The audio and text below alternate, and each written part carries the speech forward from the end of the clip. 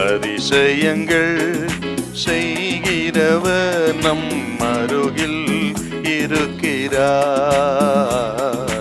அற்புதங்கள் செய்கிறவர் என்றும் நமக்குள் வசிக்கிறார். யோபு 39:9-12 காண்டாமிருகம் உன்னிடத்தில் சேவிக்க சம்மதிக்குமோ? அது உன் முன்னணிக்கு முன்பாக ராத்தங்குமோ?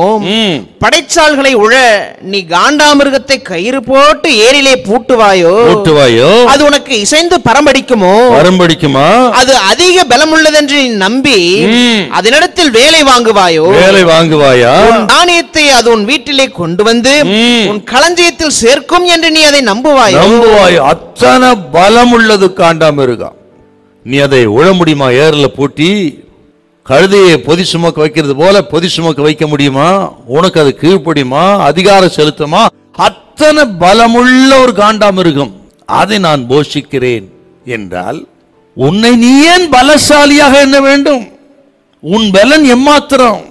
காண்டாமிருகம் நீ நிற்க முடியுமா என்றால் எனக்கு முன்பாக நின்று எப்படி கேள்வி கேட்க முடியும்?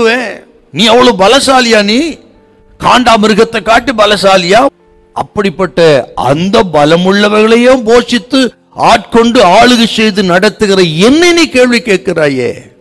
ஆகவே கேள்வி கேட்கறத நிறுத்திட்டு உன்னை உணர்ந்து தாழ்த்த வேண்டும் யோபுவே அப்படின்னு பேசுறார்கள். இன்னும் நான் சொல்லுகிறேன், அவருடைய மனதுருக்கம், அவருடைய இரக்கம் ஆச்சரியமானது. ஏன்னா யோபுவின் நண்பர்கள் பேசுற மாதிரி பேசலைங்க. யோபுவின் நண்பர்கள் குற்றப்படுத்துகிறார்கள், நேருக்கு நேர் பேசுறான், கொஞ்சம் ஈவு இரக்கம் இல்லாமல் பேசுறான். உன் சுயநீதி, உன் பாவம் தான் காரணம் என்று ஆக வெந்த புண்ணில வேல் பாய்ச்சுவது போல் சொல்லுவாங்களே, அதே போல இன்னும் காயப்படுத்துகிறது போல முகத்துக்கு முகம் பேசி வேதனைப்படுத்துகிறார்கள் 4 நண்பர்களும். ஆனால் ஆண்டவர் இப்படி நேரடியாக குற்றஞ்சாட்டி யோபு இன்னும் வேதனைப்படுத்தாமல் மறைமுகமாய் இப்படி கேள்வி கேட்கிறார். காண்டாமிருகத்துக்கு முன்ன நிற்க முடியுமா என்று மறைமுகமாக யோபுவை உணர்த்தி எப்படியாகிலும் மனம் திரும்ப செய்வதற்கு ஆண்டவர் எடுக்கிற முயற்சி.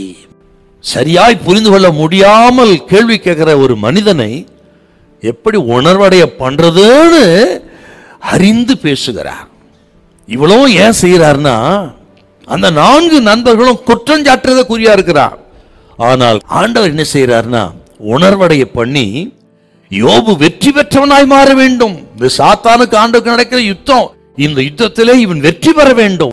யோபு ஆண்டவரை முழுமனதோடு ஆராதிக்க வேண்டும். ஆராதிக்கிறவனாய் வெற்றி பெற்றவனாய் மாறுவதற்காகத்தாங்க கர்த்தர் இப்படி உணர்வடைய பேசுறார். இப்பவும் கர்த்தர் சில காரியங்களை நமக்கு அனுமதிக்கிறார் என்றால் நாம் உணர்வடையவும், நீங்கள் வெற்றி பெற வேண்டும், ஆண்டவரை ஆராதிக்க வேண்டும். அதுதான் கர்த்தருக்கு பிரியம். அதை உணர்ந்து இந்த பாடுகள் மத்தியிலே, நெருக்கத்தின் மத்தியிலே, இழப்பின் மத்தியிலே ஆண்டவரை அண்டிக் கொள்ளுங்கள், நம்புங்க, கர்த்தரை ஆராதிங்கள். இழந்து போன எல்லாவற்றையும் கர்த்தர் திரும்ப தருவார். ஹல்லேலூயா, ஹல்லேலூயா.